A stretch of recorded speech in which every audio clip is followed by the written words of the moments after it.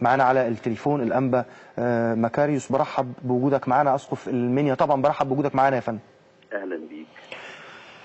طالكم النهارده كثير في المنيا وعايز أعرف التفاصيل لغاية دلوقتي. هو حصل اعتداء على بعض الكنائس، كان في تدمير جزئي في بعض الكنائس وفي تدمير شامل في كنائس تانية، وبرضو اعتداء على مؤسسات وجمعيات قبطية وممتلكات لأقباط، ما بين تدمير جزئي وما بين تدمير شامل. هل صحيح؟ حصل باختصار. أيوه. الأمن كان موقفه إيه يا فندم؟ ما كانش ليه تواجد الحقيقة.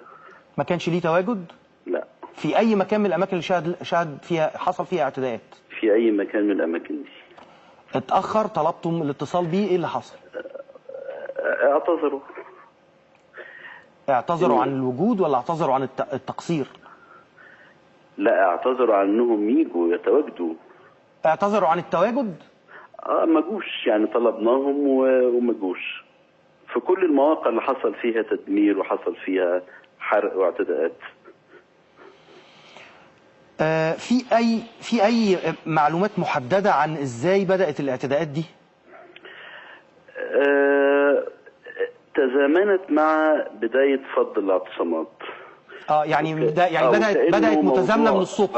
وكأنه موضوع مرتب، ان في حال فض الاعتصامات احنا ممكن نجركم لحرب شوارع ومستنقعات ونبدد جهدكم ونفتت مجهوداتكم. انا متخيل كده يعني. نعم يا فندم. متخيل ان التزامن ده يعني ان احنا ممكن نوسع دايرة الاشتباكات ودايرة العنف. في اتصالات يعني كان الأنبا رفائيل النهارده قال انه كنائس مصر فداء لمصر. بيتم الحديث، بيتم التواصل مع مقر الكنيسة.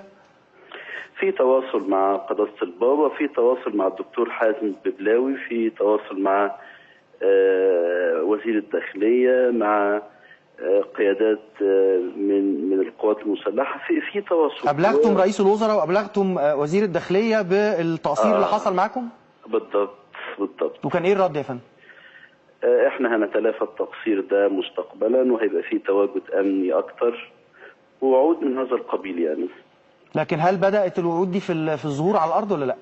نأمل إنها تظهر. لا يعني الأماكن دلوقتي في حراسة عليها ولا لا؟ لا مفيش. لغاية هذه اللحظة، حتى هذه اللحظة؟ لا مفيش للأسف. الوضع دلوقتي، هل الأهالي بيقوموا بالحراسة؟ اللجان الشعبية؟ لسه مفيش لجان شعبية، لأن كان في مفاجأة الحقيقة النهاردة. احنا فوجئنا بهذا الهجوم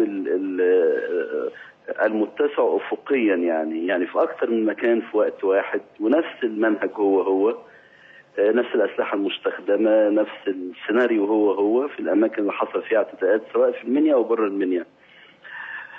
وقلنا لو في تواجد أمني كان على سبيل الوقاية كان منع، وحتى لو مش وقاية وكان ممكن يقلل النتائج، كان ممكن يحجم النتائج اللي حصلت دي تبقى أقل من كده كتير. ولو سيارات الإطفاء استجابت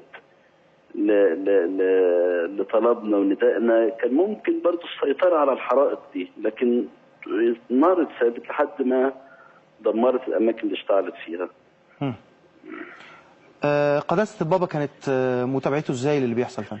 قال أنا متألم وبنصلي من أجل مصر كلها، ونأمل إن دي تكون يعني فترة عارضة وتعدي وهيمة وتعدي يعني. الأنبا مكاريوس أسقف المنيا، عزاؤنا جميعا من مصريين إلى مصريين. بشكر حضرتك شكرا جزيلا على وجودك معنا.